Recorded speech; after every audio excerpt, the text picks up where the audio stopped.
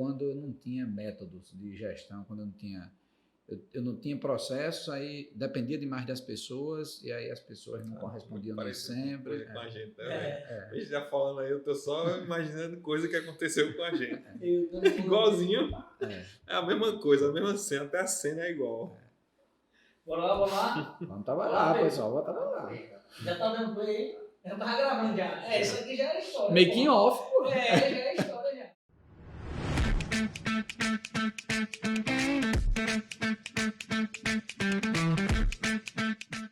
Fala galera, sejam bem-vindos a mais um Papo Empreendedor do canal Play na Meta. Dessa vez a gente trouxe um convidado especial, como todos os outros, né? Mas trouxe aí um cara que não é cliente nosso, mas é um cara que eu admiro como ser humano, como empreendedor. Compartilho dele com outros grupos aí de relacionamento, network, um cara que foi apresentado aí nesse mundo de negócio. E a gente fica muito feliz em poder trazer pessoas desse gabarito, né? Pessoas que a gente tem inspiração em conversar, né? Quando conversa, se conecta com a história. É uma história que inspira, de fato, as pessoas. Imagino, inspira as pessoas que se conectam com ele, que não estão dentro da empresa. Imagine, né, os colaboradores dele. Agora, a melhor pessoa para falar dele é ele mesmo. Eu vou parar de falar, porque eu gosto muito aí de falar. E aí eu queria, Daí, que você se apresentasse, né, e falasse um pouco da sua história, um pouco de como começou essa vontade de empreender. E aí discorre um pouquinho aí pra gente, né, como foi sua história. Beleza. Primeiro, muito obrigado, Diego, pela oportunidade, né, de estar aqui no canal de vocês. Espero realmente poder contribuir. Essa sua introdução aí aumenta muita responsabilidade, sabe? A pressão fica grande, mas vamos tentar aqui dar a nossa colaboração. Olha só, a minha história é uma história de muita luta, né? Uma história que começou numa família muito simples, e a minha história de empreendedorismo é por necessidade, não por oportunidade, né? Eu sou filho de um marceneiro que aos 12 anos de idade ele começou a trabalhar e aos 12 anos de idade me colocou para trabalhar também. E eu não ia nada satisfeito trabalhar ali. Espontânea pressão, né? Exato. Chegando da escola, vendo os amigos jogar bola, óbvio que eu não queria ir para a marcenaria, né? E a marcenaria que toda a vida ele tratou como a oficina, ele nunca chamou de marcenaria. Chegou, vai para a oficina. E fiquei trabalhando ali até os 15 anos, quando eu comecei a ganhar um pouquinho de corpo e ficar revoltadinho, aquela história de adolescente. Querendo fugir de casa. Aí o cara olha para um lado e para o outro, não tem para onde correr, se é covarde fica, né? Aceita que dói menos. Deu dinheiro, papai, tá aqui. Não, e deixa eu dizer, o pior não é nada, é que esse tempo todo trabalhando e não tinha remuneração não, bicho. É por obrigação mesmo, vai e não tem alternativa. Mas enfim, eu quando cheguei ali por volta de 17 anos me convenci que não tinha muita alternativa, não tinha outro caminho para seguir. Pra vocês terem uma ideia, nessa fase, cara, com 15 anos, eu venho de uma origem tão humilde que eu ainda entendia que aos 18, 17, terminando o ensino médio ali, eu ia terminar meus estudos. Ainda tinha essa visão, né? Assim, não pensava em faculdade. Eu acho que era a visão de muita gente. A minha mãe mesmo, ela teve essa visão, ela não terminou. Para ela, quando ela concluiu o ensino médio, ela terminou. Só uma observação, eu não tenho idade para ser seu pai, não. Eu sou bem mais novo que sua mãe. Então, brincadeiras à parte, mas é porque tem um misto aí. Primeiro, que eu sou mais velho que você, é verdade. E segundo, porque a minha origem lá era muito comum as pessoas terem uma visão limitada de mundo. Você é daqui de João Pessoa mesmo? Olha, na verdade eu nasci em Cabedelo, mas morei minha vida inteira em Bahia. A vida inteira. Assim, num bairro pobre, cercado de favela, uma situação bem humilde mesmo, mas também muito honrada, assim, de muito trabalho, de muita luta desde cedo, e isso me fez o empreendedor que eu sou, bom ou ruim, o que eu sou até como ser humano vem muito dessa minha formação, sabe? Então, pelo que vejo, você é um cara, um ponto fora da curva, né? Se pode dizer assim. Eu acho que você cresceu num ambiente onde tinha todos os motivos do mundo para não ser o que é hoje, né? você hoje como ser humano mesmo, assim, não só como empreendedor. Eu até digo também, poucas pessoas aqui, colaboradores, sabem da minha história real. Até o pessoal estava dizendo, pô, eu queria que tu compartilhasse também. Tibério conhece muito, sabe como é que foi. Eu também me considero um cara, assim, que cresci num ambiente onde eu tive todos os motivos do mundo para não estar aqui hoje, para não ser o que sou. Tiro isso pelos meus familiares, né? Alguns percorreram caminhos que, enfim. Mas é muito bom saber que é possível, né? Existem esses pontos fora da curva. Claro, se houvessem mais oportunidades pareadas, eu acho que poderia... Aí entra mais numa discussão filosófica depois e tal, mas voltando para esse lado, eu queria só ressaltar isso, que eu acho legal, eu acho bonito ver a possibilidade de, em locais adversos, né, você ser uma oportunidade ali naquele momento. Mas vou te dizer, eu acho que essas dificuldades me beneficiaram muito, sabe, Tibério? Assim, por um momento, eu entrei nessa onda, que é a mais comum, de achar que o mérito é seu, de que foi você que conquistou. Eu ficava puto quando alguém mencionava alguma coisa relacionada à sorte, porque eu trabalhei muito, ralei muito, e como é que pode ser sorte? Só que passado o tempo e amadurecendo um pouco mais, sendo pai, oferecendo a meus filhos uma condição de vida muito melhor que eu tive, e ao mesmo tempo olhando para eles e vendo que eles vão ter uma criação muito mais frágil, eu vejo que eu fui sortudo mesmo. De fato, eu tive muita sorte. Até porque, como você menciona, quando eu olho para quem está ao meu redor, para quem cresceu comigo, 1 metro à direita, 1 metro à esquerda, tem uma pessoa que foi presa, uma que é desempregada hoje, uma que é um bom operário, mas que não saiu disso, outra que é alcoólatra. E por que esse raio caiu aqui? Então, assim, eu sou o primeiro da minha árvore genealógica a entrar na faculdade. Mesmo quando eu ramifico para tios, tias, ninguém nunca precisou na faculdade antes de mim.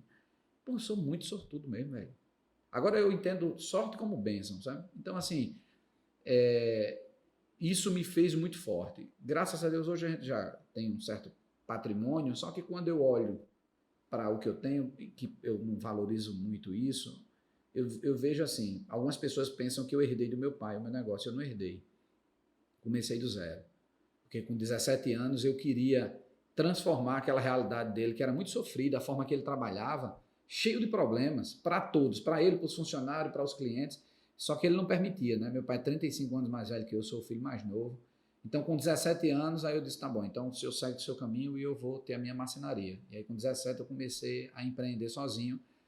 E, por incrível que pareça, como eu disse, eu sou filho caçula. E eu, aos 27, eu assinei a carteira do meu pai, porque a marcenaria dele não tinha mais cliente e ele se aposentou da minha empresa, sabe? Muito Aí, assim, eu vejo que de fato... Hoje minha mãe é carteira assinada. Ai, coisa boa. Muito bem, parabéns, Diego. Eu realmente tive muita sorte e eu fico olhando para trás assim e digo, poxa, se meu pai tivesse me dado o patrimônio que eu tenho, mas não tivesse me dado a minha formação humana, meus pais, minha mãe também contribuiu bastante para isso, eu talvez tivesse destruído o que eu tenho, o que eu teria herdado. Já que eles não me deram nada disso, mas me deram uma formação, eu construí isso e posso construir muito mais. Então, eu mudei totalmente a minha forma de enxergar a vida.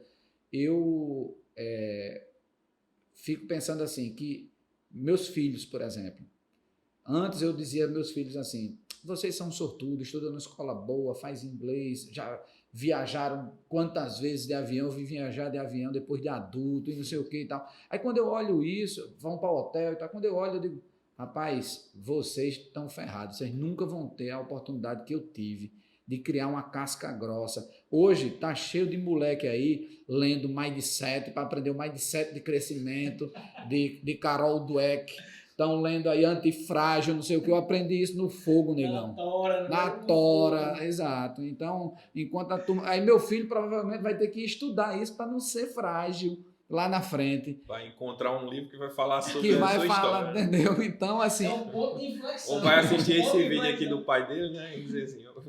Então, eu que sou sortudo. Aí, assim, eu tento ainda jogar duro com os pirralhos lá em casa. Eu tenho um casal, um menino de 11 e uma menina de 9, e eu tento jogar duro com eles, sabe? Assim, criar dificuldade eu não tenho. Quando eles eram pequenos, eu me lembro, bicho, assim, o cara o que é o teu moleque pedir uma pipoca e tu dizer assim, tenho dinheiro não. Só para ensinar ele o poder do não, que tu não tem. Nem tudo, nem sempre tu vai ter.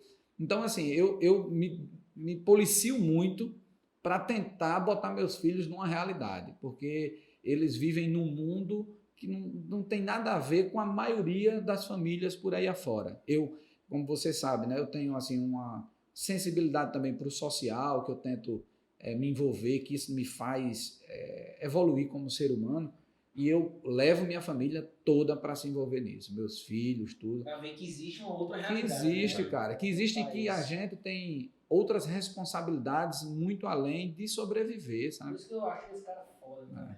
Obrigado. Eu fiquei com uma duvidazinha quando você começou a falar como seu pai chamava lá a oficina. A oficina. O nome hoje é por causa disso? Isso mesmo, Tibério.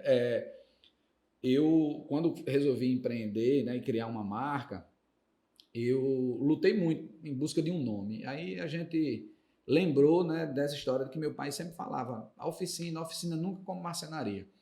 E era engraçado porque eu, criança, os amigos associavam a oficina mecânica e nunca a marcenaria. Aí eu fui olhar no dicionário que a oficina é qualquer lugar onde você exerce um ofício, seja ele qual for, né? Eu disse, então cabe.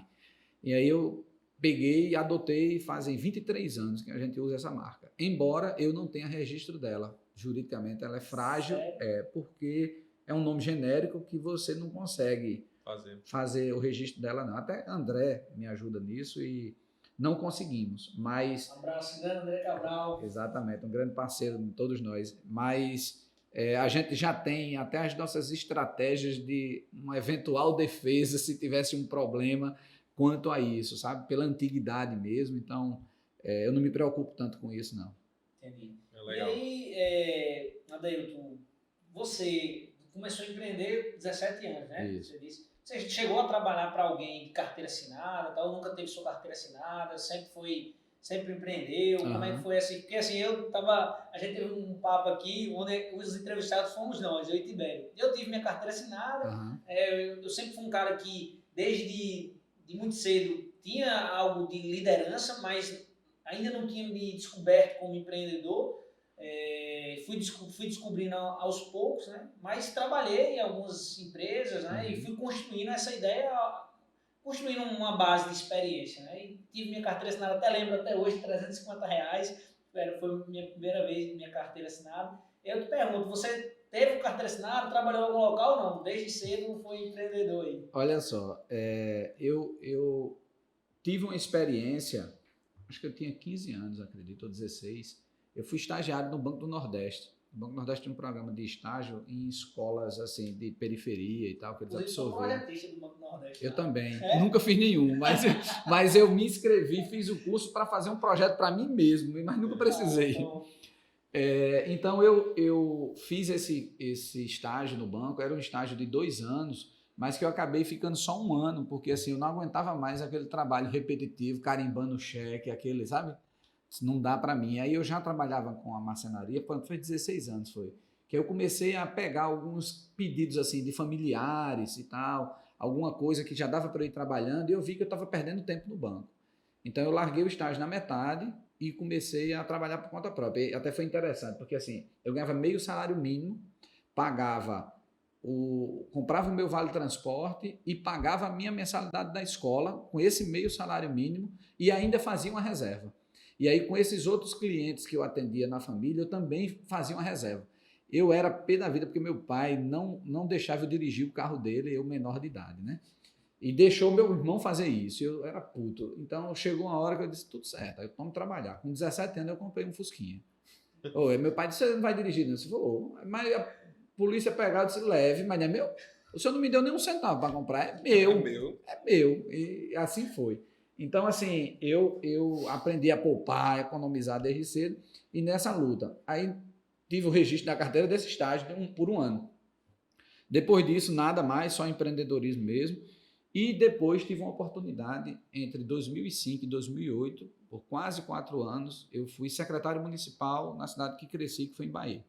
Eu fui secretário de administração por 1 ano, depois passei a acumular administração e finanças. Foi uma experiência puta, assim, de grande, sabe? Eu tinha acabado de me formar, 25 anos, Você é formado em administração. Administração, né? isso. Então, assim, não tinha experiência nenhuma no setor público, mas também na época novinho, assim, cheio de gás, mergulhei no negócio. O meu sentimento hoje é de que eu fui contratado para ser um fantoche, apenas um rostinho nem tão bonito assim na TV, e que eu seria manipulado ali nos bastidores. Só que esqueceram de combinar com os russos, não me disseram nada, eu fui trabalhar feito um condenado, eu trabalhava 16 horas por dia, e aí chegou um momento que eu estava dominando tudo, velho. Eu sabia mais do que o prefeito, ele não dava um passo sem me perguntar, porque eu estava mergulhado ali, que foi inclusive o que levou a minha empresa a uma grande dificuldade. Eu esqueci a empresa e me dediquei querendo mudar o mundo, acabar com a corrupção. Eu achava que eu ia mudar o planeta ali. Todo idealista, e aí depois mergulhei assim num problema sério na minha empresa, quis tocar fogo no meu livro de administração, rasgar currículo, diploma, dizendo assim, esse negócio que a empresa pode andar sozinha, sem você, e não sei o que, isso não existe, né? Enfim, né? Pode crescer, né? Enfim, foi uma decepção. Aí eu tive essa experiência que foi muito enriquecedora para mim, eu amadureci muito, muito mesmo, engrossei ainda mais o casco, sabe? Mas aí voltei para o meu negócio e com um ano consegui levantá-lo novamente, e graças a Deus, de lá para cá, são 11 anos de crescimento contínuo aí, sempre na casa de 2 dígitos, a gente vem numa pegada forte danada. A gente tem uma coisa bem parecida, muita coisa que ele fala assim, a gente não fica falando tudo aqui, porque quem está acompanhando no canal, a gente já contou tanta história nossa que se a gente for contar de novo, vai ficar repetitivo. Mas é uma coisa, muita coisa que você fala, a gente, caramba, isso aqui parece, a gente passou por uma situação muito parecida. Até essa questão de focar no negócio, a gente já falou várias vezes com o Sebrae, a gente tinha uma franquia em Patos, consultoria, um monte de coisa, né? E aí o escritório tinha um crescimento X. Quando a gente, do ano passado para esse ano, dizem assim, ó, 90% escritório. Não dá para abandonar essas outras coisas, né? 100%, mas foco da gente 90% ou 100% escritório. Então, de 2 anos para cá, que é quando a gente colocou isso na nossa cabeça, o escritório vem numa onda de crescimento aí de 30%, 40%. Tem gente que diz isso, né? Que o tal do plano B só serve para destruir o A, né, velho? Porque assim, se você tem fuga, aí você não mergulha. Eu assim, sou tão focado no meu negócio hoje. Sabe aquela história de que você foi pra guerra e tocaram fogo na tua ponte, né? Tu não tem como voltar. Ou tu mata o adversário ou tu morre, porque tu não tem como voltar. Ou toca fogo no navio, né? Cada uma versão. Não tem plano B. Então, ou pra frente ou pra frente. Não tem alternativa. Então, quando eu resolvi, assim, realmente focar e mergulhar no meu negócio, aí, sabe aquela história? É uma cenourinha na frente e outra atrás, negão. Tem que correr, velho. Tem que correr. E eu até digo, Adeilton, em relação a essa... Aqui com a gente nós tivemos aqui umas 3 fases muito importantes na nossa empresa, e eu acho que a principal, a divisor de águas, né, para a gente, foi quando a gente encontrou o real propósito do que a gente está aqui, por que a gente está aqui, né? Quando a gente encontrou o porquê, né? Essa é a verdade. Fala, Simon! né? Tem Simon Sinek aí do livro, mas quando a gente encontrou o porquê do nosso negócio, da nossa real existência, né? O porquê a gente tá prestando serviços contábeis, financeiros. Eu acho que foi quando a gente teve a nossa maior descoberta. E eu te pergunto, na sua empresa, como é que tiveram fase, você já disse, né? Já teve uma fase inicial, depois uma fase onde você saiu e a empresa quase quebrou, né? E aí qual foi a fase que você julga que foi o ponto de partida para você se desenvolver aí, hoje ser uma grande referência no Nordeste? Olha, quando eu voltei para o negócio, eu voltei muito mais maduro, tanto pela dificuldade que o próprio negócio sofreu, como pelas experiências que eu adquiri fora dele, né? Então eu voltei realmente assim, com um MBA em Harvard, né? Assim, voltei preparado, já tinha a casca grossa ali, que aprendeu a lidar com as dificuldades na favela ali, e aí depois com um pouquinho mais de conhecimento, né? Com formação, tudo, fui organizando as ideias, e aí tudo começou, cara, aí formando time, criando processo, delegando com segurança, essa busca da melhoria contínua, criando essa cultura dentro da empresa, não sendo só da minha cabeça, sendo de todos, todo mundo envolvido, aberto ao novo, sensibilizar o time para estar aberto a sempre coisa nova. Então, assim, eu acho que aí foi a virada, porque Daí para frente a gente não parou de crescer porque está sempre buscando coisa nova. Cara, eu passei por uma experiência neste final de semana agora que passou, que só ela dava um programa aqui para vocês. Eu fui para uma imersão em São Paulo, que vocês, assim, eu conto a vocês em off isso aí, porque senão levaria muito tempo, mas incrível, sabe? Sabe o que é você bater um papo assim, cara a cara, 10 pessoas, com uma mulher que botou a Heineken no Brasil, que tirou ela, o Brasil era o 17º mercado, marketing, e botou, hoje o Brasil é o primeiro mercado da Heineken no mundo. Aí você, um bate-papo assim, igual a gente está tendo aqui com uma mulher contribuição dessa, grande. Contribuição grande aqui, ó. Aí a gente teve, bicho, com um dos diretores e o economista-chefe do Bradesco. A gente foi lá para Faria Lima, para o Bradescão, lá o Private Bank, assim, um top, conversar com esse cara também, assim, 10 empresários com ele. Foi recebido no Fasano para também apresentar a operação Fasano de 118 anos, a maior marca de luxo do Brasil. Foi conhecer, ainda que será inaugurado no início de dezembro, o primeiro shopping dos Jardins, que é da JHSF, que é a mesma construtora dona do shopping Cidade Jardim, e que já é o mais top de São Paulo, junto com o JK, e esse outro vai bater os outros dois.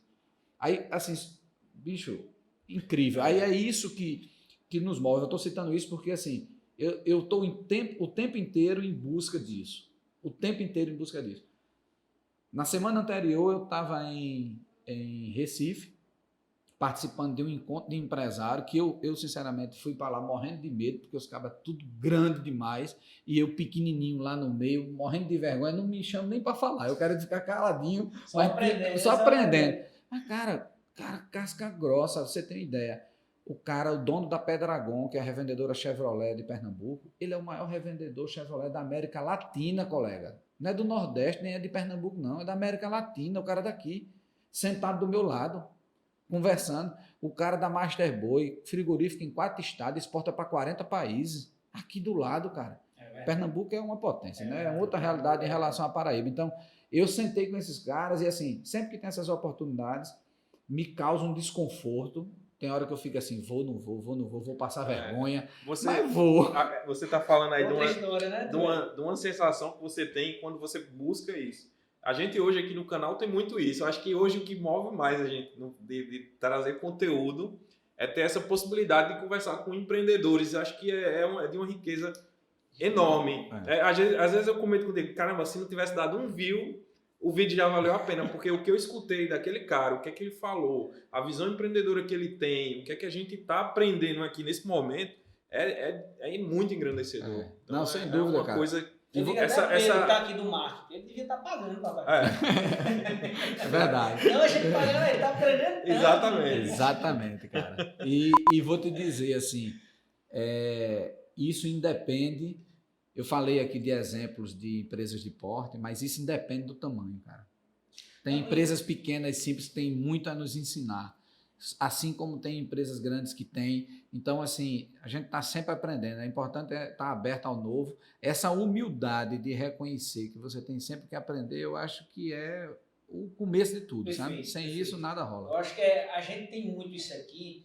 E a gente tem muito foco de clientes, micro e pequenos negócios, né? É o nosso principal foco. E a gente aprende muito com essa galera, muito, todo dia. E a gente tem eu gosto de dizer, e o Tibério quando está conversando, a gente gosta de dizer que tem uma certa sorte, oportunidade, porque a gente conhece vários negócios, vários tipos de negócios, né? E aí acaba aumentando o nosso leque de oportunidade, nossa bagagem, nosso repertório. Uma coisa que você falou que eu acho extremamente importante para qualquer pessoa, como ser humano, que aí não só lê algo que lhe interessa, mas lê aquilo que não interessa, lê antítese, né? Lê coisas diferentes.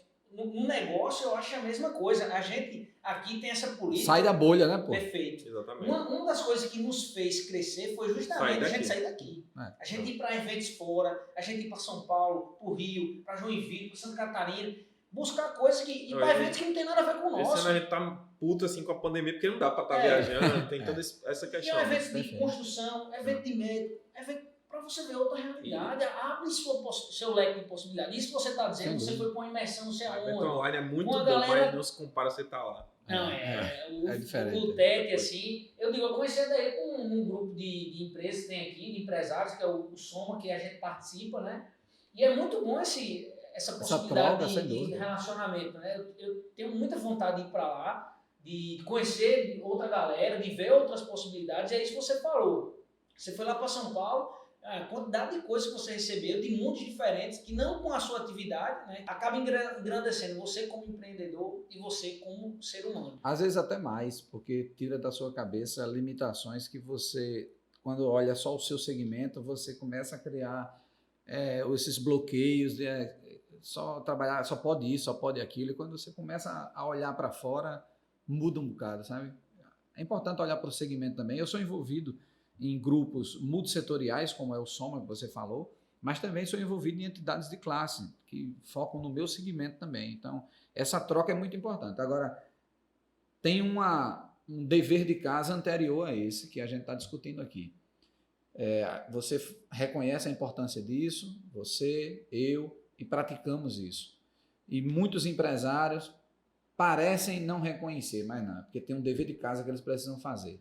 É conseguir delegar a rotina do negócio para a equipe rodar ou os processos rodarem, para ele ter tempo de pensar fora da caixa, de sair da bolha. Porque a maioria dos empresários não conseguem tirar a barriga do balcão. Se sair, não faz a feira. Para fazer a feira tem que estar dentro do negócio. Aí fica ali, cada dia se definhando, se acabando. Então, o primeiro passo é prepara a estrutura para tu começar a tirar o nariz da água, negão, e começar a ver alguma possibilidade fora. 10% do meu tempo tá olhando ali fora, agora é 20%, depois é 30%. Fazem 5 anos que eu não me envolvo na operação da minha empresa. Agora eu tenho direito até de adoecer, eu posso. Que antes nem isso eu podia, senão eu não fazia feira.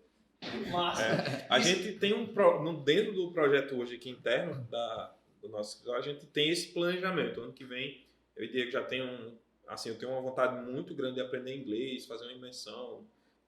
Diego também, a gente está planejando de ter esse time, se desligar fisicamente aqui pelo menos um tempo, 2 meses, 3 meses, alguma coisa. Massa. Para fazer isso. Eu também. Cada um. 3 meses eu, 3 meses ele. Né? E a empresa, claro, continuar operando. Porque hoje a gente faz isso.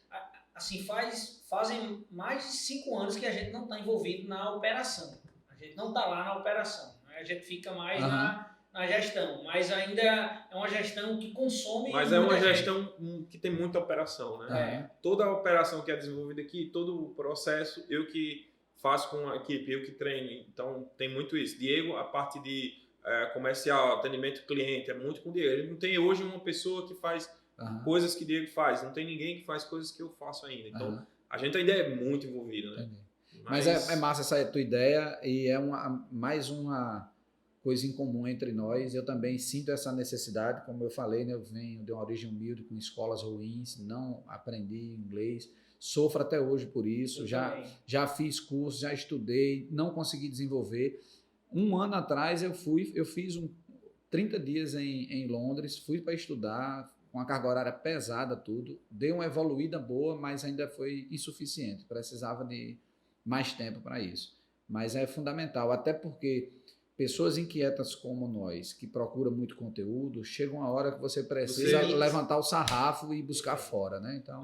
É um saco, eu fico assistindo muito vídeo em inglês e toda hora tendo que ler e tal. Entendo uma coisa ou outra contexto, mas é meio chato. A gente chega lá. Hoje, a minha maior necessidade é essa necessidade de consumir conteúdos extras. E é um sonho também meu, que eu nunca tive a oportunidade de, como eu vi muitos colegas, né, para poder passar 6 meses, fazer intercâmbio, né? Eu também tinha esse sonho. Sempre foi um sonho de vida, mas eu sempre, desde muito cedo, tive que botar comida em casa, né? Minha mãe sempre foi minha independente e, enfim, eu não podia me proporcionar isso. Mas está chegando essa época, está chegando esse tempo, e é muito bom quando eu e o Tibério conversam sobre isso, né? Porque a gente diz, a gente está construindo algo que a gente vai poder fazer isso.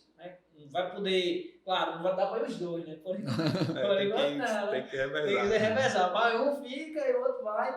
Mas enfim, eu acho que Isso é muito importante para a gente até como ser humano, como Sem dúvida. empreendedor. Você volta com outra bagagem, Sem você dúvida. volta com outras possibilidades. Mas trazendo agora para a parte mais empreendedora de expansão do seu negócio. Hoje você é uma empresa regional, né? Ou nacional, não sei, eu acho que é nacional. O homem está tão grande que deve estar chegando nacional. Vocês viram aí a conversa dele, né? Grande só a barriga, pô. Fala aí.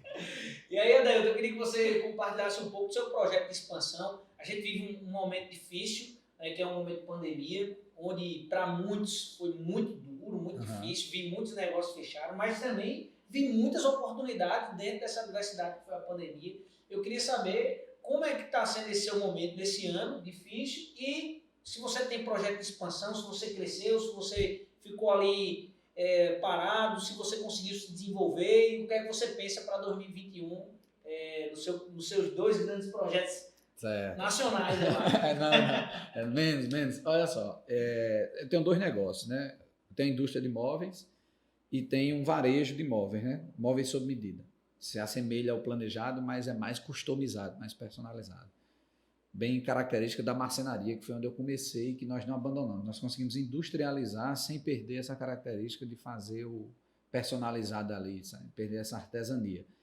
A nossa indústria, ela atende hoje 20, acho que são 27 pontos de venda, ou 28, porque esse número, graças a Deus, tem aumentado constantemente, em 5 estados do Nordeste.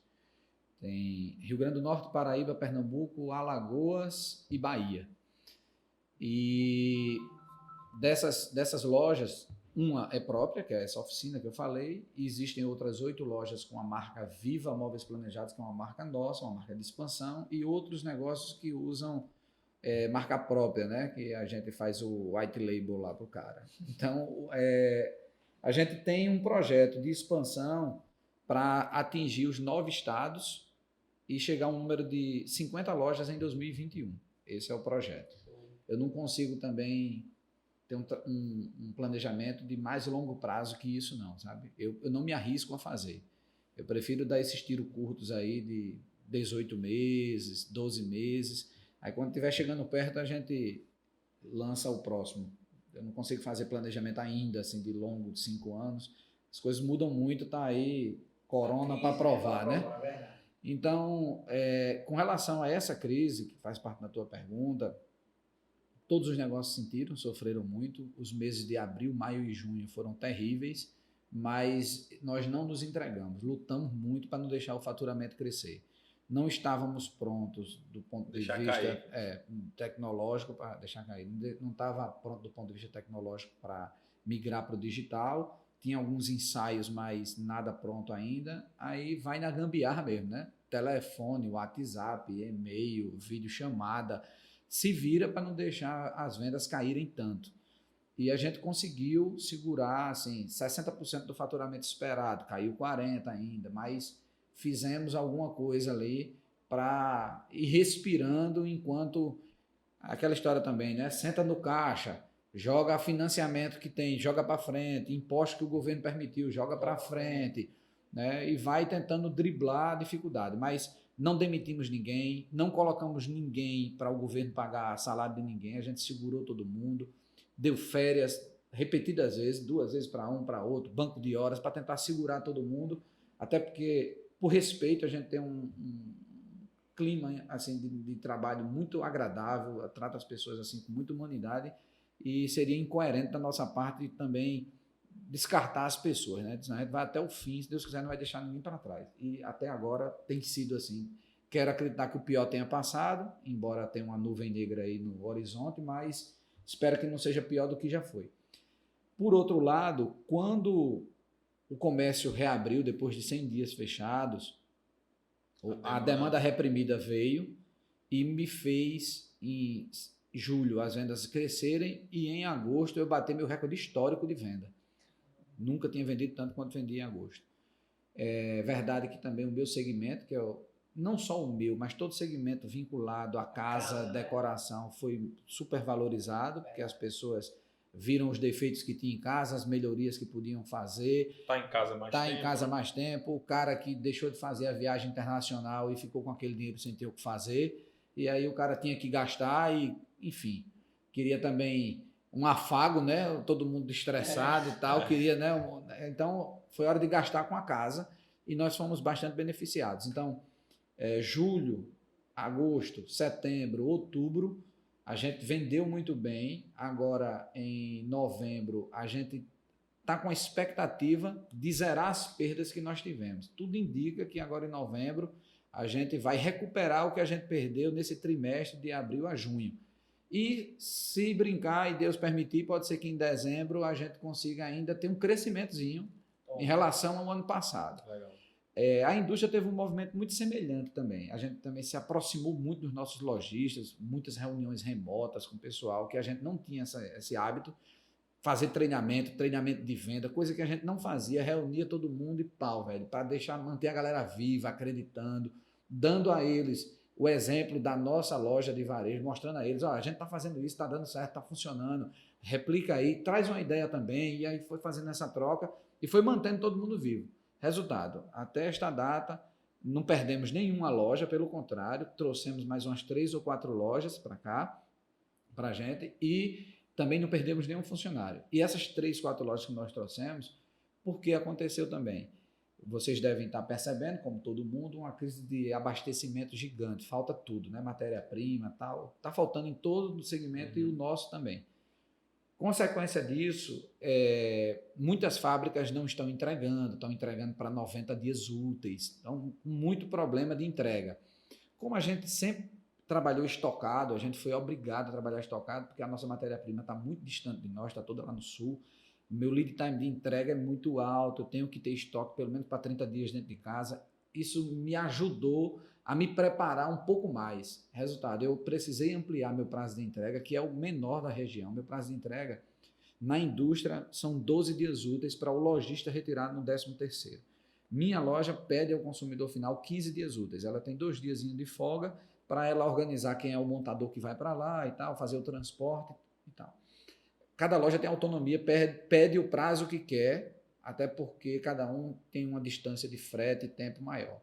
Mas eu aumentei meu prazo, que eram de 12 dias, hoje está em 30 dias.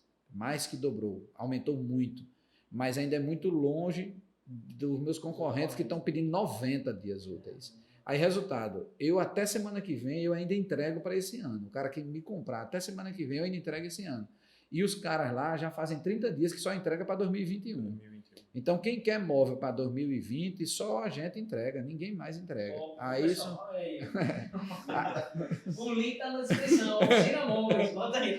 Aí isso permitiu, cara, que a gente dê uma crescida nesse finalzinho aí, sabe? Hoje é o teu principal diferencial, assim, ou um dos grandes teus diferenciais, essa entrega rápida em tempo, porque todo mundo que eu conheço reclama de marceneiro, isso é uma...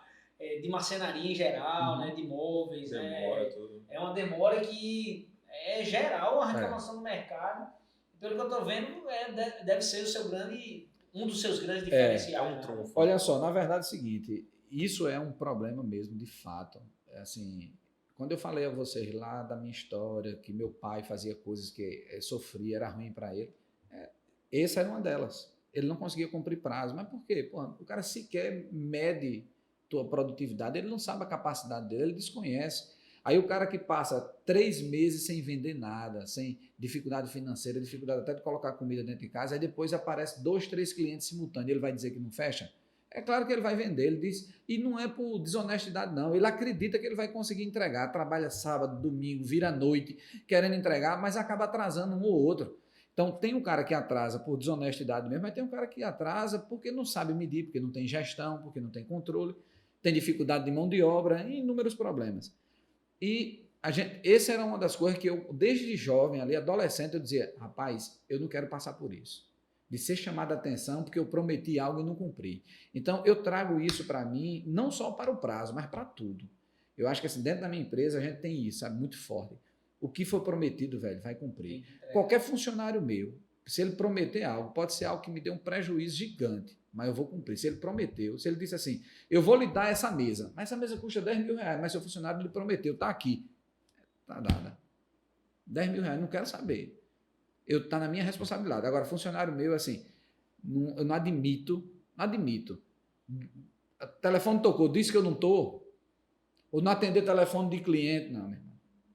Tem essa não. Aqui não há espaço para isso. Perfeito. Não há espaço para isso. Então a gente é muito disso assim, cumprir com o que se promete. Isso Seja aqui lá, é uma cultura, né? seja lá o que for, a gente cumpre com o que promete. Pense 1000 vezes antes de prometer, porque depois que prometer, já era, vai ter que fazer. Aí, consequência disso, o prazo acaba se destacando porque é o que a maioria descumpre.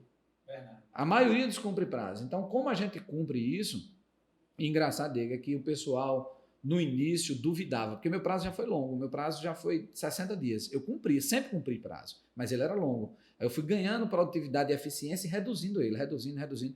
Quando chegou num nível que o pessoal dizia assim, entrega não, duvido entregar. Antes era 18 dias, né? Agora reduziu para 15. Era 18 dias na fachada, entrega não. Aí eu disse, tá certo. Peguei um advogado, nem era André Cabral ainda, mandei colocar lá, coloca uma cláusula aí no contrato. Faz 8 anos que eu tenho essa cláusula. Se eu atrasar, eu pago multa por dia. Se eu atrasar o dia, é uma multa, atrasar 2, vai aumentando a cada dia de atraso. 8 anos está lá no meu contrato, eu nunca paguei uma. Parabéns. Nunca paguei uma. Isso é conhecer o negócio. É. Você conhecer a produtividade do negócio. Isso é gestão. Aí sabe o que acontece hoje? Vá nos meus concorrentes hoje. Vá ali na Florence, vá ali na Eviva Bertolini e diga assim, eu preciso desse imóvel para 30 dias. Sabe o que eles vão dizer? Aí só lá na oficina. Vá no meu concorrente hoje, que ele diz assim, vá lá na oficina que ele faz. Mas a gente aqui não faz não. Legal. Caramba, que massa. E o que é que tu tem de tecnologia para te ajudar a conseguir desempenhar isso? Porque, primeiro, eu imagino que tem uma boa gestão do processo, produtividade nas alturas e tecnologia equipe, né? aliada a isso, uma equipe, né? Um time muito bem preparado. Como é que funciona? Porque não funciona sem isso. Olha só, tem tecnologia, a gente tem assim, equipamentos de ponta, equipamentos italianos, porque a Itália e a Alemanha são os grandes caras assim, a nível de tecnologia moveleira.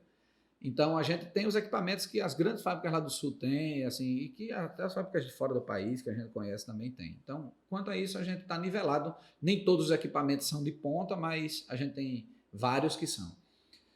Mas eu vou te dizer assim, eu ouso dizer que o nosso trunfo está na gestão.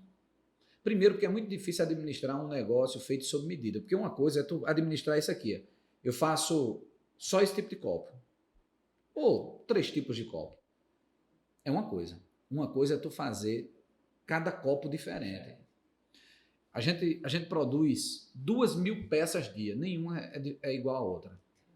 Nunca se repete. As peças são 100% editáveis, 100% personalizadas.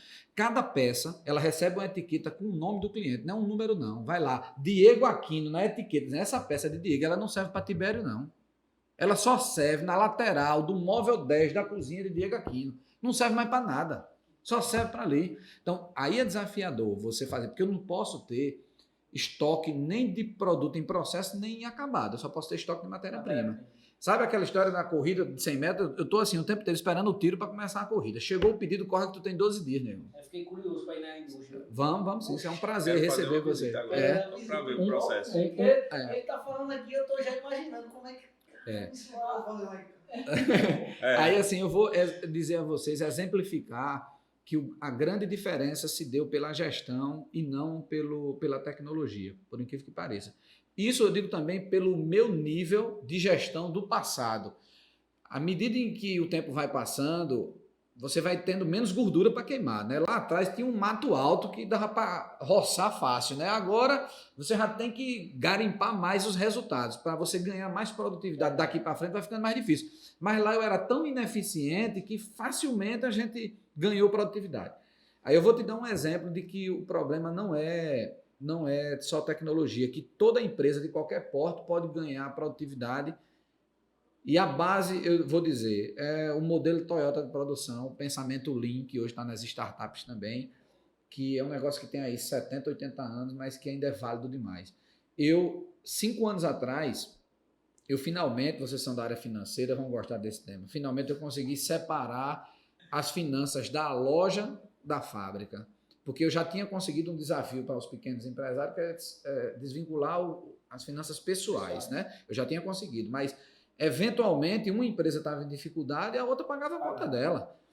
Só que aí chegou uma hora que eu disse, não, eu tenho que apurar esse centro de custo separado, direitinho, tal. Lutei, 5 anos atrás consegui. Quando eu consegui, eu vi que a indústria era deficitária e que a loja bancava a indústria. Eu disse, pô, e agora? O que é que eu faço e tal? A resposta mais simples, mais fácil, era fazer assim, aumenta o preço da indústria, aí tu vai aumentar a margem dela e diminui o da loja. A loja deixa de ter tanto lucro, a indústria sai do prejuízo, mas o resultado final, eu tirei de um bolso e botei no outro, né? Não fiz nada, né? Aí eu disse, aceito não, eu tenho que buscar eficiência aqui. E aí eu disse, o que é que eu faço? Aí estudei, pesquisei, aí me lembrei que lá na disciplina de engenharia de produção, do curso de administração, eu vi um tópico chamado Lean Manufacturing. Eu disse, rapaz, é aquele negócio, eu vou procurar. Livro, vídeo, estuda, palestra, estudei muito o tema, eu disse, é isso. Aí vou para o meu gerente, que está comigo há 10 anos na produção, vou para minha esposa, que trabalha comigo há 20 anos, levo a ideia para ele, isso não existe não, isso é para grande empresa, tu é doida, isso é para a indústria automobilística, isso não funciona para a gente não, isso não existe não, isso existe, não existe não, aí ficou nessa teimosia. Aí eu comecei a catar quem é na indústria moveleira de médio porte que fez isso. Encontrei um fabricante em Jaraguá do Sul, em Santa Catarina, que tinha admitido um gerente formado em engenharia de produção e não em administração como eu. O cara era especialista e o cara estava implementando. Aí eu consegui um fornecedor em comum que contactou o cara para permitir que eu fizesse a visita. Viajo, chego lá, bater lá para conversar com o cara e minha esposa. Confirmei o que eu esperava, validei a minha ideia e convenci minha esposa. Voltamos convencendo o meu gerente. Vamos fazer, vamos. Cara, foi uma virada de chave. Que legal. Em menos de um ano eu tirei a empresa do prejuízo. Aí para vocês terem ideia, eu tenho uma máquina de corte, eu tenho mais de um modelo, mas vamos lá, eu vou pegar um exemplo só. Eu tenho uma máquina de corte chamada seccionadora, que é a mais comum que você encontra até nas madeireiras por aí. E nessa máquina eu cortava 20 peças hora homem. Era 2 homens operando a máquina e eles cortavam 40 peças por hora, dava 20 peças hora homem. Aí olha só, hoje eu continuo cortando com a mesma máquina, o mesmo operador, a mesma matéria-prima e o mesmo produto final. Eu não mudei nenhum fator de produção, apenas a gestão sobre esse posto operativo ali. Hoje eu faço 83 peças hora homem. Saí de 20 para 83. Mudou, não.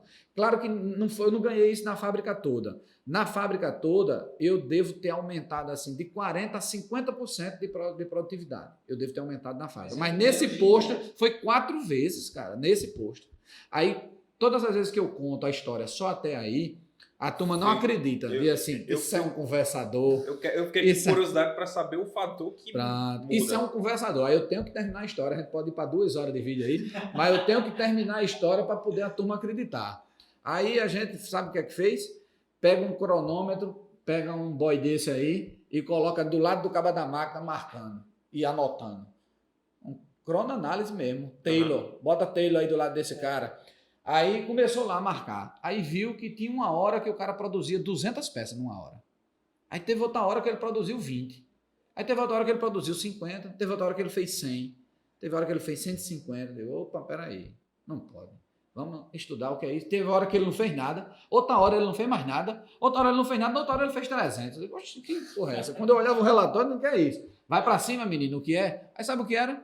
Tinha uma hora que torou a correia da máquina. Ele passava 2 horas para torar a correia da máquina. Aí o japonês diz, vai buscar a causa raiz com pelo menos 5 porquês. Perfeito. Parou por quê? Porque torou a correia. Torou por quê? Porque não fez a preventiva. Não fez a preventiva. Não fez a preventiva por quê? Ah, porque não tinha uma pessoa. E não tinha pessoa por quê? Até achar a causa raiz. Resolveu a parada, nunca mais a máquina para por falta de correia, tá certo? Fechado. Resolvido um problema. Isso é tratamento de anomalia que a gente fala muito aqui. Né? Aí vamos para frente. Aí depois, outra hora, o cara não conseguiu cortar, sabe por quê? Tinha uma peça que era para ele cortar, que ela ia nascer de uma sobra do lote anterior. E cadê ele achar essa peça? Procurando dentro da empresa, em tudo que é canto. Aí agora a peça ela é etiquetada. O setor de suprimentos põe de lado da máquina já na ordem cronológica. Quando a máquina chama peça tal, vai cortar da sobra tal, ela já está na frente dele. Ele nem perde tempo, nem olhando. Ele já pega assim com o olho fechado e bota para cortar e tá na mão. Que ele perdia 1 hora procurando essa peça e às vezes não achava. Aí a bola de neve, ele pegava de outra peça, que quando essa peça fosse chamada, ela não existia mais, porque ele já comeu ela. Aí era uma bola de neve. Outra hora ele não produzia porque o setor de engenharia, que devia botar a ordem de produção no computador da máquina, não botou, porque o setor de engenharia estava atrasado em relação ao corte. Aí agora o setor de engenharia tem que andar 2 dias na frente do corte. Quando o corte chega lá, já tem 2 dias de produção na frente. Ele nunca mais será freado pelo setor de engenharia. Quando a gente foi tirando os obstáculos, o cara fazia uma corrida de obstáculo. A gente tirou tudo, agora o cara corre leve, trabalha menos e produz 4 vezes mais. Que massa. Isso aí que tu tá falando, né? A gente tá vem vivenciando aqui na nossa empresa. Pô. A gente tirou aqui recentemente 10 dias de um processo, converteu ele em 4 horas. A gente levava 10 dias com 2 pessoas, hoje é 4 horas uma pessoa. E a gente planeja em janeiro do ano que vem fazer com que esse processo nem seja mais humano e que no primeiro dia útil do mês subsequente o meu funcionário já chegue e já esteja pronto aquilo ali. Ele só vai revisar, fazer o processo de revisão para enviar para o cliente. Agora que massa, velho. Isso é gestão, é inovação. Inovar é isso aí, pô. É você pegar um processozinho simples que estava operacionalizando toda a atividade e aí com uma simples sacada, né, das perguntazinhas lá dos portugueses, aí você mata e deixa eu dizer, a gente ainda está longe do ideal. Perfeito. Ainda tem muito o que espremer, mas muito mesmo. Rapaz, um consultor nos ajudou nisso. É foda. A gente chamou um cara para nos ajudar nesse processo todo e interessante, a gente ficou no início com receio se ele seria capaz de nos ajudar, porque ele não tinha experiência na indústria moveleira. Ele tinha na indústria têxtil, calçadista, cerveja, mas aí ele nos convenceu, ele disse, tanto faz, fazer cerveja, avião, móvel é a mesma coisa.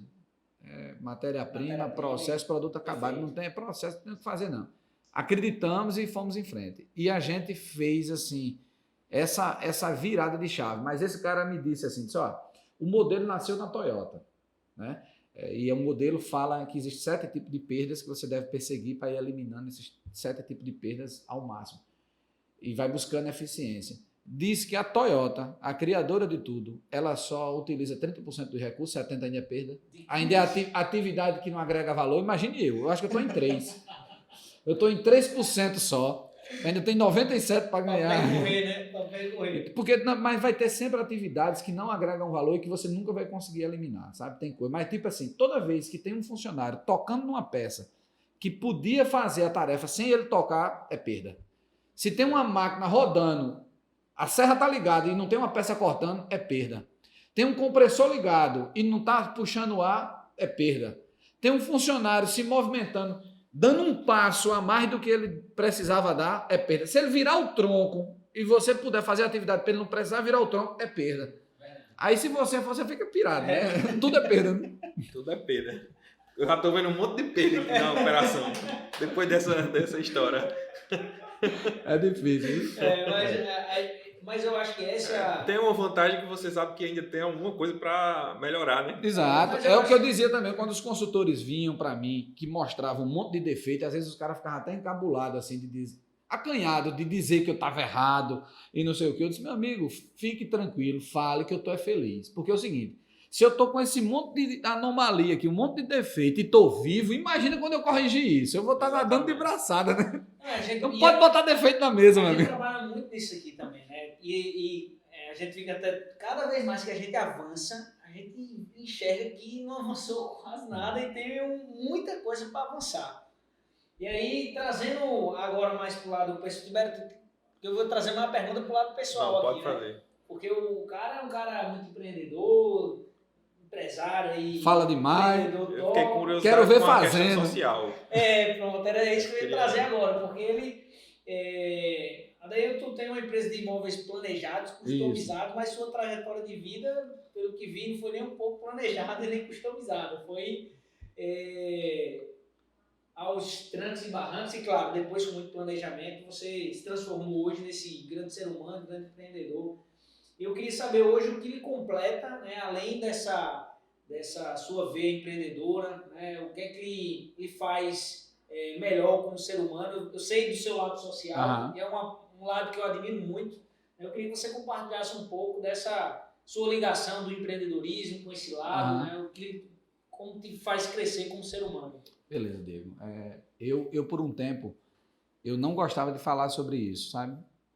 Até por essa questão de... A religião também ensina um pouco a gente isso, né? não falar dos seus feitos e tal, mas com o tempo algumas pessoas foram me incentivando também a falar um pouco, até para servir de estímulo para outras e tal, né? mas eu não quero jamais perder a humildade e me sentir melhor que ninguém por isso, sabe? Assim, eu acho que é a minha obrigação fazer. Eu compreendo também as pessoas que não estão ainda no momento de fazer e compreendo também que existem pessoas que fazem o bem, plantam o bem no dia a dia, não necessariamente numa atividade. Eu descobri há muito tempo a diferença de ação social para responsabilidade social, tá? A ação social é aquilo pontual, é aquele brinquedo no Natal que serve muito mais para tirar o peso da tua consciência do que para resolver o problema do próximo. Porque tu promove ali meia hora de alegria pro cara e o cara volta pra merda novamente. Desculpa a palavra, mas é essa a realidade. Então eu passei a enxergar diferente, de que eu tinha que ter responsabilidade social, algo contínuo e algo que transformasse a realidade de alguém. E eu tive a felicidade de encontrar no meu caminho várias oportunidades como essa que me fazem crescer muito como ser humano. Eu, em 2003 ainda, ou seja, 17 anos atrás, eu já sonhava em fazer um projeto social, seria uma escola de marcenaria. E eu encontrei uma instituição que era vinculada a uma escola que eu estudei no passado, lá em Bahia também, mas o projeto era pouco estruturado, eu também muito imaturo, não tive muita receptividade. Então, vai para a gaveta. Em 2008, eu fiz um projeto um pouco mais elaborado, em cima da mesma ideia. Chegamos a fazer estatuto, organograma, consegui convencer outras pessoas a aderirem ao projeto. Tinha nome, o nome era OBA, Oficina de Brinquedos e Artefatos. A ideia do projeto era: aproveita o resíduo da minha produção de móveis, transforma isso em brinquedo para doar para instituições que cuidam de pessoas carentes, de crianças carentes, e ao mesmo tempo eu estou formando mão de obra, produzindo brinquedos a partir do meu resíduo de matéria-prima. Então é uma ação ambiental, porque eu trato um resíduo em vez de jogá-lo no lixo, e é uma ação social em duas pontas, porque eu estou formando uma mão de obra e do outro lado porque eu estou doando isso para alguma instituição. Aí foi no ano que a gente entrou em dificuldade e eu não tinha nem tempo nem dinheiro para levar ela adiante, ela voltou para a gaveta. Aí em 2011 a gente passou a construir a nossa fábrica lá em Santa Rita e num fim de mundo, que a gente ficou sem, assim, minha esposa assim, o que é que eu vim fazer nesse fim de mundo, né? De verdade, assim. Lá é assim, você vai, quando o mundo se acabar, pega um ônibus ainda, né? É pau. Mas a gente foi, assim, vamos na fé. E com pouco tempo a gente descobriu uma instituição lá próxima que deu todo sentido àquela nossa ida para ali. Essa instituição chama-se CEFEC, Centro de Formação Educativo Comunitário, é administrada por uma ordem religiosa chamada Irmãs da Providência. É uma freira italiana que preside, a irmã Antonieta, tem 76 anos, está há 50 anos no Brasil e há 13 em Santa Rita. Ela veio antes do Maranhão. Um exemplo de vida, uma inspiração. Assim. Só a oportunidade de conhecer e conviver com essa freira lhe faz diferente. Porque imagina o que é uma mulher que aos 20 e poucos anos largou uma família de classe média alta, na região bacana da Itália, ali próximo à Áustria. Largou pai, mãe, irmãs e veio para o Brasil para cuidar dos nossos pobres nos lugares mais difíceis que você imaginar, para entrar em boca de fumo, para tirar menino da miséria, situações extremas. E uma mulher que largou tudo para isso, cara. Você olha assim e diz assim, não dá para ficar de braço cruzado, eu tenho que fazer alguma coisa. Eu nunca vou conseguir ser nada perto dela, mas alguma coisa eu tenho que fazer. Não dá para ficar inerte vendo uma senhora de 76 anos cuidando dos pobres, que eu não faço nada para combater essa pobreza, essa desigualdade. E lá na frente eu acho ruim quando um moleque desse vem e me rouba, me assalta, e eu não estou fazendo nada para mudar. E aí eu venho discutir, falar de mérito, eu venho falar de meritocracia, que você tem que trabalhar para conseguir não sei o quê. O cara não sabe nem o que é isso, negão. O cara lá foi trancado numa jaula, trocando tapa com o irmão para ver quem come primeiro vive, quem não foi esperto morre de fome. Essa é a realidade, mas é de verdade que eu estou dizendo, não é metáfora não. Você entra lá no bairro do Marcos Moura, em Santa Rita, você entra na rua principal, já é chocante. Mas nem tanto. Você anda aqui na periferia em João Pessoa, já vê essa pobreza. Só que se você vai 2, 3 ruas paralelas para a direita ou para a esquerda, você chega facilmente no Haiti, no Congo, na Etiópia. Aquele cenário de guerra, menino de 8 anos, nu, cheio de ferida, catarro escorrendo. Uma tristeza, uma miséria que você se sente uma porcaria quando você tem esse contato. Mas é preciso ter esse choque. É preciso ter esse choque para você sentir na pele e dizer assim, eu sou um bosta, sabe? E você mudar a sua realidade. Então, eu tive essas oportunidades de ir mudando um pouco a minha forma de ver e de pensar, e essa instituição foi uma bênção na minha vida. Eu estou, desde 2011, 9 anos, assim, bem envolvido com eles. Tão envolvido. A gente começou com um curso de marcenaria. Montei um curso de marcenaria lá com 2 colegas fabricantes de móveis, doamos as máquinas, doamos a matéria-prima, estruturamos o curso, as aulas, a gente era quem dava no início, aí depois encontramos um educador, um instrutor, e a gente banca esse instrutor até hoje. A gente já formou mais de 500 jovens, mais de 50% do meu chão de fábrica veio de lá. Nossa. A gente já manda mão de obra de lá para fabricantes colegas em Cabedelo, João Pessoa, Santa Rita, em vários lugares. A nossa própria mão de obra. E assim, é incrível, cara. Olha, é uma realização que não tem preço. Então você se sente útil, você se sente, como eu diria assim, com um propósito, como você falou, sabe, que é muito maior do que você ganhar dinheiro. E vou dizer, é uma realização incrível. Às vezes até as pessoas olham assim, meu filho, você vai ser muito abençoado. Eu olho assim, digo, de novo, eu já fui, eu estou aqui retribuindo só um pouquinho, né? Porque assim, eu já fui muito abençoado, graças a Deus que eu estou aqui na condição de ajudar e não de ser ajudado, porque podia ter sido eu que está aí do outro lado, sabe? Então, o envolvimento é tão grande que há 6 anos eu sou vice-presidente de lá, fui reeleito agora para mais 2 anos. Aí, assim, tento ajudar no que posso, toda semana estou lá e... O dia dele tem 24 horas, igual o nosso. É verdade. E ainda sou pai presente, de verdade. Assim, faço as 3 refeições com meus filhos. Quando a escola era presencial, levava e pegava na escola. A fábrica fica a 35 quilômetros da minha casa. Eu vou lá e almoço em casa. Mais à tarde vou para a loja, que fica aqui perto. Então, é bem puxado o dia, mas...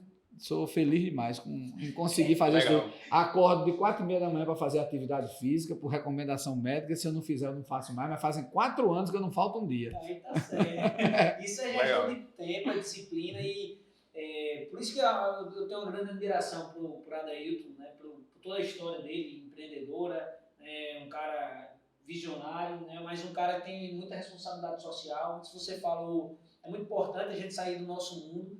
E às vezes eu converso muito com colegas meus, né, e que não viveram a realidade que eu não vivi, numa realidade de miséria, de extremo, né, pobreza, mas vivi numa realidade difícil, de realidade onde não foi fácil.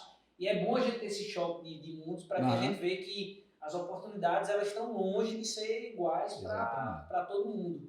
E esse choque faz a gente ter um olhar diferente para o mundo e causar essa responsabilidade. Eu ainda não estou nem perto do que você faz, mas eu acho que é um propósito de vida meu, né? Tá no meu projeto, né?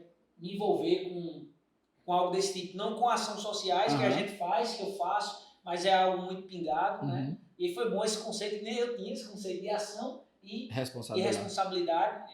A responsabilidade realmente ela é duradoura, né? Você se envolve mais, deve ser bem mais gratificante. E eu fico muito feliz, né, em aprender, em ouvir, até me estimular a buscar mais. Eu que às vezes, quando vou dormir, fico pensando, eu devia estar fazendo mais, eu devia estar fazendo algo por alguém, né? E aí, às vezes é o tempo. E às vezes a gente está tão focado no nosso mundo que a gente deixa de ver a realidade dos outros. E eu até brinco, eu digo que a ação social é igual o alface antes do churrasco, sabe? É só para tirar o peso da consciência e depois a rocha na carne. Aí assim, a gente tem que repensar algumas coisas, porque é o seguinte, não é necessário nem enriquecer, nem envelhecer para começar a fazer isso. Muitas vezes a gente fica esperando o momento ideal, e o momento ideal é agora. É você dedicar do seu tempo e fazer de imediato. E vou te dizer, surgiu um outro projeto social na minha vida, 1 ano e meio atrás, que foi outro desafio. eu fui convidado por um grupo de pessoas para visitar um projeto social, aí deu choque de agenda, eu não pude ir. Aí eu disse, mas eu vou depois, pode anotar aí que eu vou, eu não posso ir agora, mas vou. Aí fiquei o tempo inteiro me cobrando na minha agenda, porque eu disse, tenho que ir. Se eu disse que eu ia, tenho que ir, tenho que ir, tenho que ir. Uns 3 meses depois eu fui lá e visitei. Um projeto social administrado por um pastor da Igreja Batista chamado Missão Braços Abertos. Eles pegam esses mendigos que estão aí nos pontos turísticos que nós passamos e a gente não sabe como agir. A gente não sabe se tem nojo, se tem medo, se tem vergonha. A gente prefere fazer que não viu, troca de calçada e virou paisagem. Mas tem um ser humano ali, negão. Tem um ser humano ali que tu não está dando importância. E, de fato, eu também não sei o que fazer, não. Eu faço isso mesmo. Essas características sou eu faço isso. Só que eles sabem como fazer. Eles se aproximam com agasalho, com comida, com material para banho e com a palavra de Deus e vai ganhando a confiança do cara diariamente. E o cara lá na situação dele. Quando ganha a confiança do cara, convida o cara para ir para essa chácara que eles têm. E eles têm 68 homens em recuperação, dependente que seja droga, álcool, né, seja lícita ou ilícita, mas gente que destruiu a vida, que não tem mais família, não tem documento, tem deles que não sabe nem o nome, ou que não quer dizer o nome porque de repente cometeu crimes em outros lugares por aí, estão se escondendo por aqui. Situações bizarras assim que... E eles recuperam esses homens. E agora eles abriram um projeto para mulheres. Então eu fui lá e aí eles queriam estruturar uma carpintaria para esses caras. Estou dentro. Aí entrei, trouxe alguns colegas fabricantes de imóveis também, que a gente tem uma associação que é bem atuante, inclusive a gente está promovendo o 2º Congresso Moveleiro do Nordeste, semana que vem aqui em João Pessoa, trazendo nomes nacionais do setor de peso. Presidente das associações dos 2 maiores polos moveleiros do Brasil estarão aqui. Vai ser um evento híbrido, vai ter presencial e online, vai ser bem bacana. Com apoio de Will também, da Luz Criações. Aí a gente vai fazer um trabalho bacana. Esses colegas ajudaram a estruturar essa carpintaria e é mais um projeto que a gente se envolve assim de cabeça e se realiza quando faz. É impressionante a sua satisfação, a sua realização em fazer isso e assim, é incrível, sabe? O ruim de escutar ele falando isso é porque o cara fica assim, tá um meme que tem, caralho, eu sou um merda, meu irmão. É essa sensação. E deixa eu dizer, sabe o que foi bacana? Quando eu fui para essa instituição, aí comecei a me envolver tudo. Tu acredita que eu descobri depois que aquele grupo que foi organizado naquele dia para ir, que me convidou, eles nunca foram. Deu errado, eles nunca foram. Agora, eu queria fazer até um compromisso comigo mesmo, e já que eu me autoconvidei, eu estou me autoconvidando aqui para conhecer eu já conheço a loja aqui do Adailton, né, em Manaíra, mas eu queria conhecer a fábrica, né, toda essa estrutura que encanta a gente que estuda contabilidade de custos, que estuda processo produtivo, você fica, não é um nicho de negócio, mas nós que já estudamos, a gente gosta de ter para ter a visão, até para trazer isso para nossa empresa, né? De forma diferente, mas trazer. Mas também, quando for lá, se for perto, eu queria também me autoconvidar a conhecer lá o espaço da Freira, né? Que você é vice-presidente, que ela é presidente. Até para, quem sabe, eu me ativar, né? Ativar esse lado dessa responsabilidade social, sabe? É muito bom ouvir isso, é muito bom saber que tem pessoas como você no mundo, né? Que faz essa diferença. E até, como o Tibério disse, né? Eu vou dormir hoje mais pensativo. Mas deixa eu te dizer. Eu vou dormir hoje mais reflexivo. Primeiro é o seguinte, são paradas obrigatórias. Que você não tivesse pedido, você já iria, meu amigo. É parada obrigatória. Todo mundo que eu levo na fábrica, eu levo nos 2 projetos sociais. Um tá a 1 quilômetro da fábrica, o outro está a 3 quilômetros da fábrica. É parada obrigatória. A gente entra por um e sai pelo outro. Todo mundo que vai na fábrica, cliente, arquiteto, amigo, empresário, é rota obrigatória. A gente leva e assim, a gente tem tido surpresas incríveis, sabe, assim, com isso. A gente não exerce nenhuma cobrança, ninguém faz abordagem, assim, não é arapuca para dizer, vou levar esse cara para lá para ele ser um contribuinte, não. Zero, vá para conhecer, só.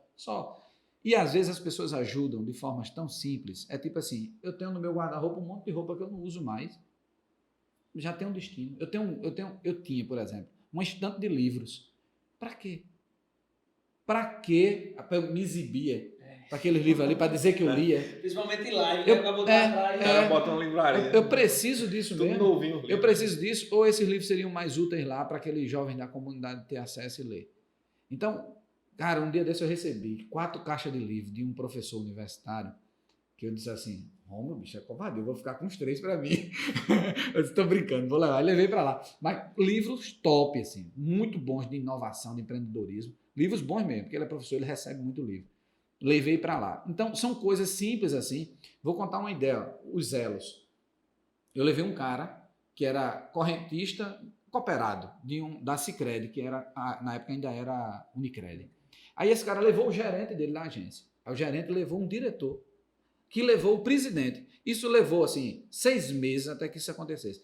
Hoje a Sicredi, ela patrocina uma festa para 500 crianças, todo 12 de outubro. A Sicredi banca metade da conta de energia da instituição, porque são 700 pessoas por dia em salas climatizadas, tudo, tem uma conta razoável. E tem um curso de embelezamento que foi destinado às mães, porque a gente percebeu na instituição que fazia um trabalho com as crianças, quando chegava em casa a família destruía.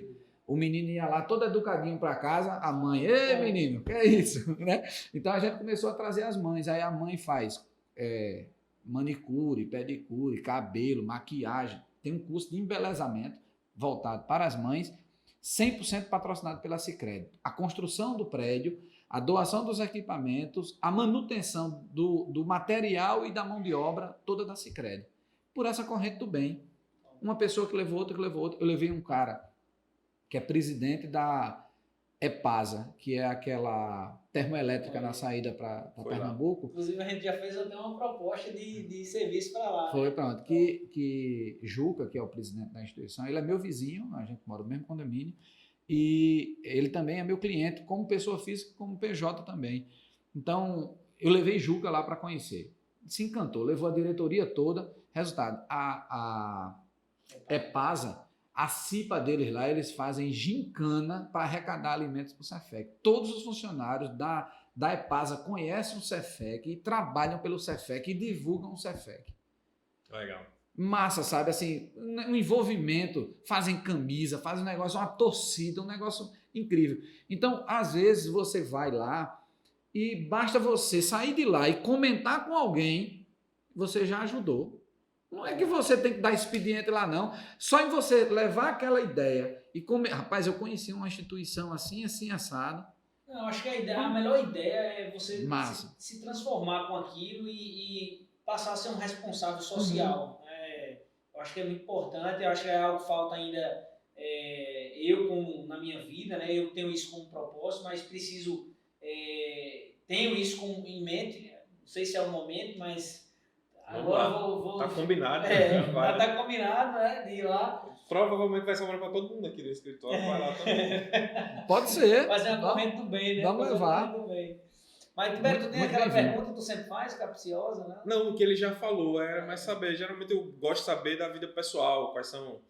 Se você tem um hobby pessoal, coleciona alguma coisa, tem alguma coisa nessa... Nada disso. Ó, teve um dia desses até, eu tenho... Também, né? Ninguém é de ferro, né? Mas sou fraco para bebida. Graças a Deus sou fraco para bebida. Eu sou um cara que toma 3 doses de uísque, me dá um sono que eu quero apagar, sabe? Aí se eu tiver, tipo assim, num negócio mais animado, com música, aí vai 5 doses. Mas se não, meu amigo, com 3 eu tô pronto para dormir. Isso é bom, é um gatilho, porque ele não me deixa, né, fazer besteira. Mas assim, não tenho, cara. Um dia eu estava conversando com uma pessoa, isso assim, eu admiro demais. Eu tipo, quem tem, né? Eu não toco um violão. Nenhum instrumento, na verdade. Eu não tenho um jogo que eu pratico. Nada, sabe o cara? Nada. É só trabalho. Pô. É por isso que meu tempo também rende, né? Porque assim, é só trabalho. Aí teve um dia desse que eu disse, eu tava até triste, sabe? Numa rodinha, assim, todo mundo falando das atividades. Porra, velho, eu não tenho nenhum assunto para conversar com vocês. Vamos falar de trabalho aqui. Bora falar de trabalho, velho. Os caras tudo bebendo, tudo querendo descontrair, tudo menos trabalho. Eu disse, pô, vamos falar de trabalho aqui. E para encerrar agora, acho que fala das considerações finais, já agradecendo aqui a Adeilton, né, a sua participação, essa participação enriquecedora no Papo Empreendedor. A gente fica muito feliz, porque a gente aprende muito, nos dá, pelo menos me traz muita reflexão como ser humano, como empreendedor também, e a aquele papel, o que é que eu estou desenvolvendo aqui no mundo, né, que faz diferença. Eu e Tibério acredito que a gente se considera líderes aqui para a nossa equipe, né, nosso time. Eu acho que a gente procura também inspirar, mas esse lado aí, né, que a Adailton trouxe é algo que realmente mexe, pelo menos comigo, e me faz refletir mais, né, sobre o caso. Então, agradecer, Adailton, sua presença, a sua disponibilidade, seu tempo aí que é muito corrido. Foi muito bom esse papo, foi top demais. Adailton não é nosso cliente, né? Ele é cliente de um colega nosso de profissão, que é Iraúna, abraço Iraúna. Que aqui a gente faz sempre a Iraúna está devendo uma visita aqui no escritório. Não veio ainda. Por que você não é cliente PIA de contas em dia? Não é por causa disso. Está explicado. Está explicado. E é só agradecer mesmo. Obrigado, acho que foi um momento muito enriquecedor. Tibério aí quiser falar. Para a gente aqui é o que eu falei, né? É muito valioso esse tempo, a gente ter a oportunidade de escutar empreendedores, a gente avalia muitas características entre as pessoas que a gente entrevistou e a gente vê e para a gente é muito bom ter essa sensação de dizer, caramba, esse cara é um empreendedor foda e ele está fazendo coisas que a gente está fazendo aqui também, que a gente está botando em prática. Para a gente é muito bom esse momento. Para mim também, assim, é sempre uma oportunidade dessa troca, é muito rica também. Eu também, à medida em que eu contribuo de alguma forma, eu também estou aprendendo muito com vocês. Gostei demais de ver a estrutura de vocês, o trabalho de vocês aqui. Eu acho que vocês têm um potencial gigante. Quanto à liderança, não tenho dúvida nenhuma sobre isso. Agora, eu gostaria de aproveitar de fazer uma observação, que quando a gente fala tudo isso, é uma coisa que eu me cobro muito também. Quando a gente fala sobre esse papel social, todo esse trabalho, e aí trazendo isso para a liderança da gente, a gente tem que ser coerente, né, velho? Não dá para você fazer um papel social lá fora e massacrar seu colaborador aqui dentro. Não dá para você fazer uma de bonzinho ali para uma instituição e matar seu fornecedor. Querer puxar o tapete do seu cliente. Bicho, tudo, né? Cara, cara, não vai. Então você tem que se policiar desde o papel da bala que está na sua mão, que eu não vou jogar no chão. Verdade. Você tem que se cobrar. De quando você está no trânsito, que um cara quer entrar na sua frente, na minha frente não entra não, entra na outra. Você tem que faz isso, né? Tem que se policiar para você não fazer isso, porque eu faço, eu tenho um monte de erro, mas eu fico o tempo inteiro me policiando. Um dia desse eu causei um engavetamento. Juntei 4 carros assim, eu provoquei. Pô, eu fiquei me sentindo muito mal, sabe? Muito mal. Disse, pô, como é que eu fiz isso? Estraguei o dia de um monte de gente. Desci pedindo perdão a todo mundo. Graças a Deus eu tinha seguro, resolveu tudo. Mas eu fiquei me sentindo muito mal assim com aquilo. Então a gente tem que estar se policiando em tudo, porque nós somos falhas mesmo e às vezes os caminhos mais fáceis são muito atraentes, sabe? Então a gente, para exercer uma liderança verdadeira, a gente tem que ser coerente com tudo, sabe? Com tudo. Seja com seu pai, com sua mãe, com seu filho, com seu cachorro, com tudo, sabe? Então é desafiador. Com relação ao que você falou da ação social, é importante que você traga para si esse desconforto e essa busca, né, desse passo a mais, mas também não se condene, não. Isso não nos faz diferentes, não, sabe? Eu também tive uma fase lá no início em que eu entrei com tanta paixão para esse negócio que eu olhava para todo mundo que não tinha a mesma paixão, condenava, achava que eu era melhor que o cara, sabe? E a irmãzinha lá, a freirinha, me ensinou muitas coisas, sabe? Muitas coisas. E eu fui vendo que não tem nada a ver, né? Eu estou fazendo ali pro meu bem, sabe? Não tem nada a ver, não. O cara lá, de repente, ele está fazendo outra ação em outro lugar que é muito maior do que a minha. E às vezes o que ele está fazendo é tipo assim, ajudando a esposa dele, ajudando o irmão, ajudando. Ele está fazendo alguma coisa que, se brincar, é muito mais valiosa do que o que eu estou fazendo. Então, quem sou eu para estar julgando ninguém? Eu tenho que fazer o meu. Ponto. Não tem que estar olhando para o outro e cobrando do outro, não. Condenando o outro, julgando o outro, não. Eu tenho que fazer o meu. Mas é muito humano nosso fazer esses julgamentos, é muito nosso de fazer isso, até de se auto-julgar também. Eu prefiro me cobrar do que cobrar dos outros, sabe? Ficar olhando mais para mim do que olhando para os outros. Eu tento, pelo menos. Eventualmente eu caio nessa cilada também, mas eu fico o tempo inteiro olhando e puxando. Não, bicho, eu não posso estar comparando, eu não sei a vida do cara, eu não sei o que é que está passando na cabeça do cara, eu tenho que fazer o meu e ponto final, sabe? Então é isso, eu agradeço a vocês aí, espero que tenha ajudado, me colocar à disposição de outras oportunidades de levá-los lá na fábrica com o maior prazer. Com certeza, E quiser levar o time todo aí, vamos, a gente enche uma van aí, vamos embora. são muito bem-vindos. Rapaz, cada dia que eu estou aqui no Papo Empreendedor, eu tenho aquela máxima de Papai Aristóteles, né? Só sei que nada sei. Hoje foi mais um exemplo disso.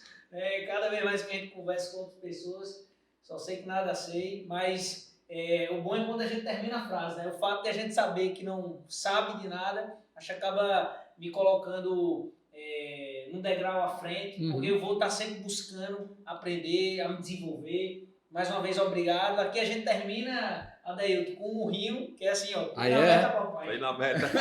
Tá certo. Valeu. Obrigado, viu? Show.